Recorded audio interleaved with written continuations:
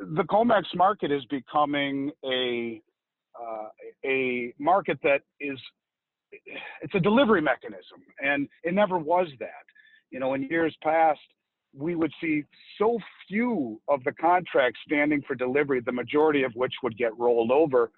And now it seems like everyone is standing for delivery. And that will expose the fragility of the market, the scam of the market, the fractional reserve portion of the market that has been so frustrating for so many of us.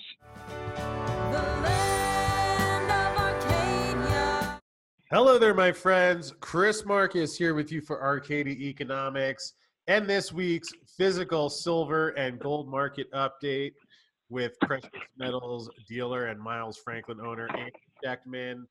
And certainly a fascinating week as we continue to watch these amazing COMEX deliveries, and also checked in with Andrew McGuire this week, which Andy Schectman, I know you said you got a chance to listen to that one and had some thoughts on that. So plenty to talk about today. And how are you, my friend?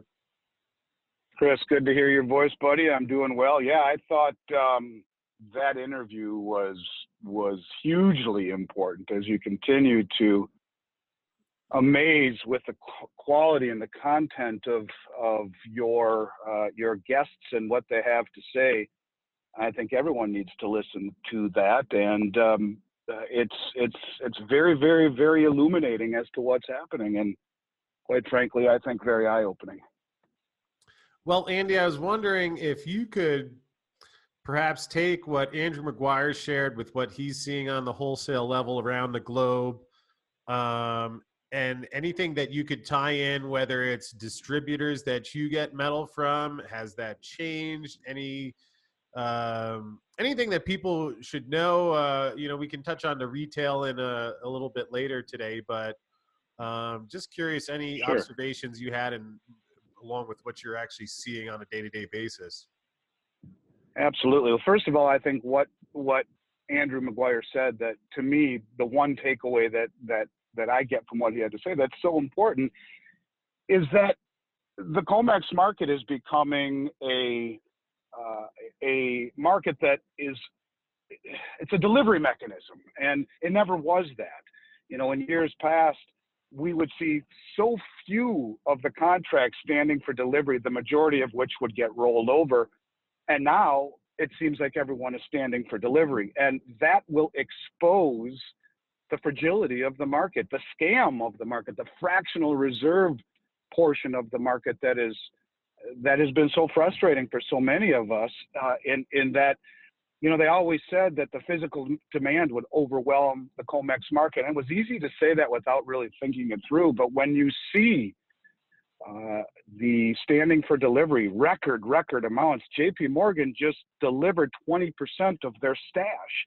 If you were to see that to continue for very much longer, they will not have the ability to continue to short the market. And, they call it hedging their short position. And, for your listeners who don't quite understand what that means, if you have a very large physical short position, you can short the other side to remain market neutral, as they say. But what it really has allowed them to do is pickpocket the market, print money, a free license to print money. And the thing of it is, no one ever stood for delivery. Now, the fact that here in the July delivery, or the June delivery that just finished here, the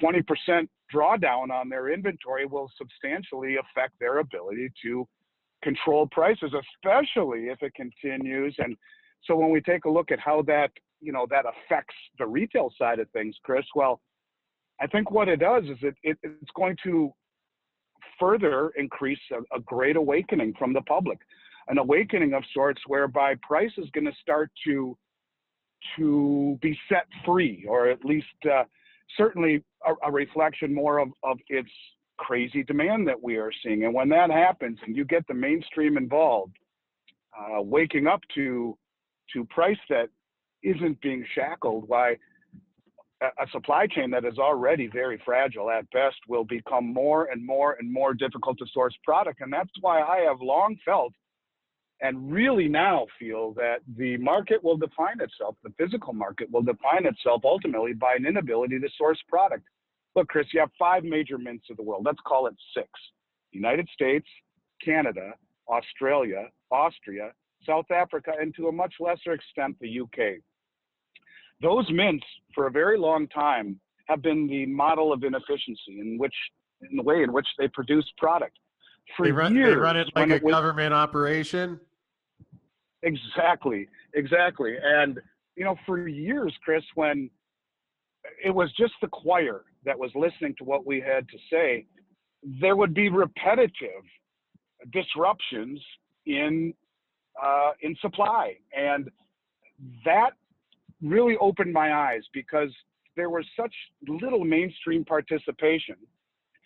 And supply was very difficult to come by. It used to dominate what I would talk about on podiums, and we had a slowdown in 2016 and 2017, and supply wasn't an issue. It always used to be. But with the massive increase in public participation, I think the sources by which this industry sources metal, those 6 mints, a handful of refineries, and a handful of large distributors, really all drinking from the same trough. And if all of a sudden demand increases, it can happen in a matter of hours. And in March, it did. In March, when the demand increased so insatiably, in conjunction with the US and the Canadian mint shut down, and the refineries and the mines across the globe shut down, within a matter of a day or two, premiums on Silver Eagles went from $2.50 to $10. And so that's how fast it will happen. And I think this time it'll be accelerated, especially if we see the COMEX become a delivery mechanism instead of a hedging mechanism or a forward contract mechanism. It will shine a light, I think, upon just how good of a value gold and silver are. And when that happens, Chris, I think the whole landscape changes in a matter of a millisecond, from product not being a problem to source to it being the only problem. And I think that's a really, really important takeaway from what Mr. McGuire had to say. And I encourage everyone to listen to that 2-part interview. It was very eye-opening for me. Well, Andy, not to be the smart-ass whippersnapper here, although I'm going to at least attempt to invalidate everything, well, not everything you just said, although a large premise, because you said if demand increases, and I would say let's replace that if with now that demand has increased, because it's interesting. I was just pulling up the latest SLV figures, which it was a little bit of a quiet week until they just popped in 8.7 million ounces in the last day. Again, you talked about the COMEX deliveries, and certainly people thought it was wild that 13,000 contracts, or I think it was 12,000 the first day, now up to 13 at 5,000 ounces per contract, 65 million ounces there. And I guess that was it is a record. So, I mean, we should be stunned, although interesting, the September contract current open interest is 139,000. So about tenfold. And certainly the expectation is that will be reduced somewhat before September, but I've heard a couple people suggest that maybe the countdown is on and that what's happening right now in July might not be the knockout blow. But it's funny, Andy, we do have a date now. I believe Silverfest, Arcadia's very first online conference, an all-around cool silver party with celebrity guests like yourself from around the globe to come and celebrate silver. We're looking at September 12th and 13th, and it's interesting to wonder if it's really feasible that a bigger chunk of this scheme will have been unraveled by then, especially when you look at the history. Again, I try not to read into some of the technicals too much, because this happened in 1963 on every third Tuesday. That means it's going to happen now. Yet, to the degree that I do think a lot of these events are engineered and planned, and we've seen September 11th, then we had Lehman Brothers was September 15th. The gold smash from $1,920, I believe, was the night of September 6th. So a lot in that time period. And extremely long question or statement aside there, Andy. I don't know. Is it seems, it seems like something is close to popping. Any thoughts on any of that? Yeah, well, I mean, if September is the next delivery month, when is the one after that? November or December? I certainly wouldn't want to December. Well, I wouldn't want to wait into the election, after the election, to see how all of this plays out. And I think that might have a lot to do with the massive open interest into September. If the vultures smell blood and are circling and are going to try to pull as much off the exchange as possible, I would think September would be a turning point. In fact, it's interesting, in the physical market, if you were to circle Labor Day every single year as an important day, at least in terms of the way gold and silver behave, I would say to you, you're right in that, typically the summer, which has the nickname of the summer doldrums in this industry, large in part because most of Europe takes August off on vacation. September Labor Day time is typically when it's almost like someone turns the switch back on. But this year, with really vacation having a different meaning altogether, especially in Europe, I would argue, and with the election coming, that you may see things start to move as soon as now. And but I think September will be an incredibly interesting month on a lot of levels, and in particular with kids going back to school, with a second wave of the coronavirus, with the election on the horizon, and a delivery month in silver that is exposing a market that is way too levered, way too geared, and way too under capitalized in terms of the number of ounces of silver on the exchange in comparison to the number of contracts written. And quite frankly, if I had 1 million ounces of silver on the COMEX, seeing what I've seen in April with gold delivery, with this last month with silver delivery as a record month, and the massive open interest into September, I think you'd be a fool to leave that amount of silver on the exchange heading into the December delivery contract, if we make it that far, that is. Yeah, and fortunately, we'll set up some sort of kids option at Silverfest. So especially if the history has been made by that point in time, that way get them out of the public schools for a day or two and get a nice free market education going on there. Although, Andy, I know that you're going to be making a big appearance at the upcoming Sprott Symposium, is what I hear. And so are you. Yes, the Sprott Symposium to me, Chris, is the finest conference that typically that we see throughout the year. It's always the one that I circle.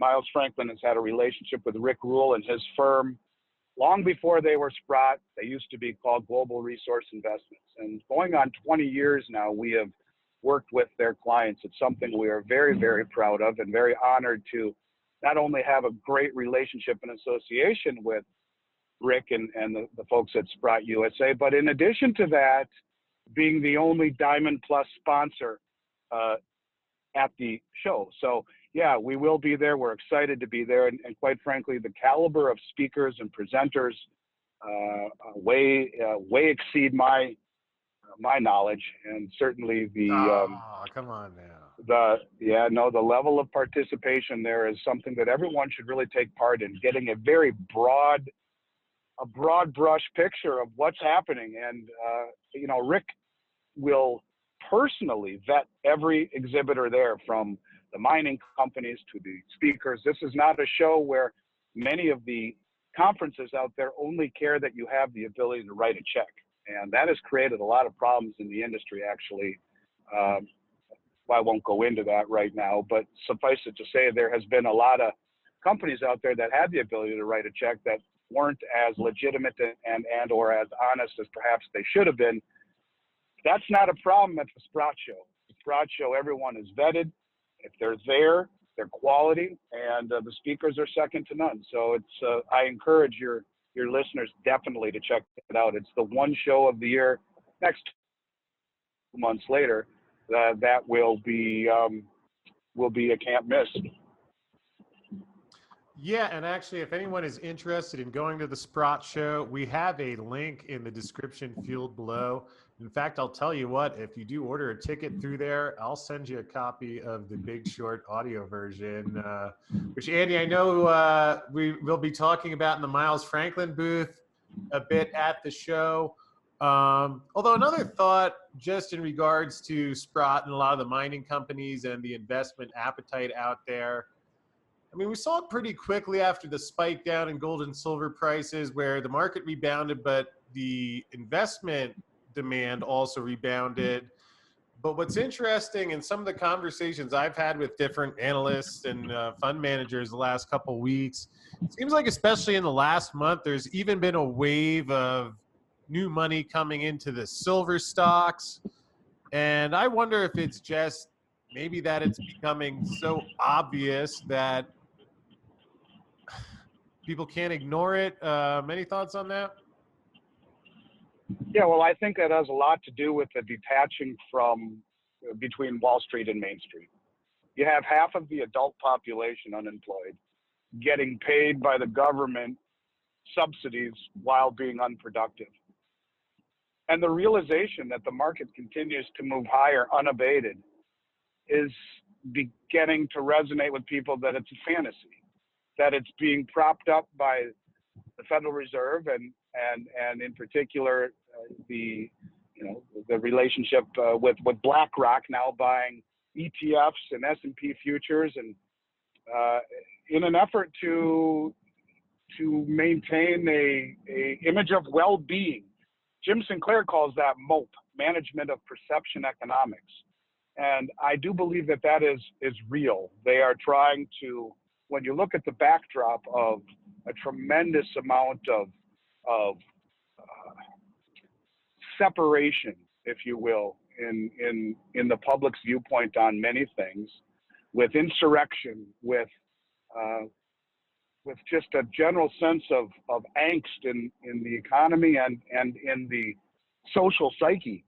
The last thing I think that the government wants to see is a crashing market into the election. So I guess the bottom line is I think that there is a realization, and in particular, you don't have to be a Harvard economist to understand that there is some sort of a disconnection between Main Street and Wall Street right now.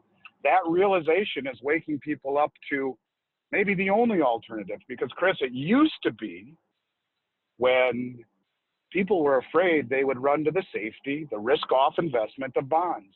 And the bond market, 10-year Treasury earning 6% issued by an insolvent government who's created $7 trillion since last September, in other words, running high levels of inflation, is about as bad of an investment as you can get. When you talk about real interest rates, the interest rate after factored in for inflation, at 0.6% on a 10-year note, inflation on the horizon, that's not a suitable investment any longer. You're going backwards. I don't know what percent, but 2, 3, 4% over a 10-year period, maybe more. I know John Williams of Shadow Stats would say it's more. The bottom line is the bond market, which used to be the ultimate bastion of safety, is now not. And so when you talk about where we put our money, the places to safely park our money, the places where someone who is realizing that, hey, stocks and bonds not only may not be the only pavement on the road to retirement, but also at the same time, the realization that the detachment from Main Street to Wall Street is real and growing. They're looking for somewhere safe to put their money. And quite frankly, I see that realization manifesting itself into gold and silver. And it's just beginning, because it's just now beginning, whereby you're seeing an awakening by the mainstream. We've had 1,200 new clients since March. We are hearing from financial advisors every day. We are hearing from wealthy people who have never owned gold and silver before, whose investments start in the 6 and 7 figures. And of course, we're hearing from lots of people, millennials who want to spend $200. Anyone who is able to see that things aren't exactly right, well, their alternatives as to where to go pretty much boil down to precious metals. And if any of your listeners can tell me where is a better place to put your money now, where you have the potential for safety, the potential for growth, anonymity, and historical precedent, not cryptocurrencies, which I'm sure some people will say, but 5,000-year-old history of living through every single crisis. To me, that's gold and silver, and I think it's just kind of, history repeating itself and coming full circle to the ultimate form of value and of wealth. And so, yeah, I think you're going to see that increase and exacerbate, and that will lead to a supply shortage, especially if we see more problems with the supply chain. And that's kind of what we were talking about at the beginning of the conversation. Well, I mean, I figured silver already had a pretty good case, and then if you stack up the best alternative that they can offer is negative yielding, I mean, although Andy, you did mention that you don't have to be a Harvard economist to see this. I was wondering if I could make a small request. If you could in the future rephrase that as you don't have to be a Wharton economist to see this, then I could tell all sorts of jokes and stories about the Keynesian propaganda I was indoctrinated with there. Although we'll save that for another time because fortunately, as the old saying goes, to short government, buy silver. And Andy, what have you got for us this week? I know you're matching and beating best price in the country for Arcadia listeners, and I appreciate that. Although, come on, brother, you gave us the red hot 4th of July silver Bill Murphy $5.99 American Eagles over spot special, but I hear you have something that is even going to burn the fingertips a little bit more quickly than that. Yeah, absolutely. Because we have the bags of junk silver, pre-1965 dimes and quarters, and really that's a poor name for it. It shouldn't be called junk silver, and it's anything but that. It should be called 90% constitutional silver. The dimes, quarters, and half dollars that were in our pockets prior to 1965 contain 90% pure silver by weight. So a dollar's face value contains 0.715 ounces of pure silver, and it's the most utilitarian way to own silver. It gives you great utility if you ever had to trade it or barter with it or what have you. And in times of crisis, it really seems to perform quite well, at least in terms of the premium. And I've seen premiums on the bags of silver exceed those of American Eagles in times past. I would argue right now that the American Eagle is probably a little bit too expensive, even at that rate, which would have put us as inexpensive as anyone in America. This will beat anyone in America, as far as I can tell right now, at $2.49 over spot for bags of pre-1965 coinage. Whatever size bag your listeners want to buy, $2.49 over ought to be the very, very best price by a large margin in the entire United States. And we've secured an awful lot of supply to make sure that we're able to deliver promptly. And really that's very important nowadays, is the ability to deliver promptly. And we learned that in March when we had placed large orders with both the US and the Canadian Mint, all of which product was in stock and on the floor ready to ship. And then boom, they both shut down with millions of dollars worth of product we had paid for sitting on the floor with no prospect of when we would receive it. It's a new world all of a sudden where things change immediately. So we do have plenty in stock at the lowest price in the country. And I think it's a wonderful way to accumulate silver, because it's interesting, Chris, in this industry, almost always the greater the flexibility, the smaller the unit, especially in gold, the higher the premium. Here, you're going to get, in my opinion, the greatest value, period, that you can have for a utility type of item, junk silver. And maybe there's only one or two items across the board that you could get with a lower premium, most of which would be large bars that would limit your flexibility. So from a standpoint of utility, a standpoint of flexibility, recognizability, it's as good of a buy as you can find. Well, all I ask is that folks at home put on some gloves before you type that email to arcadia@milesfranklin.com for that $2.49 junk silver over spot, so that way no burning of the fingertips. We want to keep it a safe show here, Andy, although I appreciate all that you're doing to keep portfolios safe from Keynesian economics and the other whoppers that the state is feeding us these days. But fortunately, silver is out there as the life raft from the Titanic. And I will look forward to checking in with you again next week, sir. I look forward to that as well, Chris. And thanks for all you're doing. And you have a nice rest of your day and a great weekend. I appreciate that. And for everybody else listening at home, if you didn't yet hear the Andrew McGuire call from the other day that Andy talked about, well, I think you're going to want to catch that, and it is coming your way now.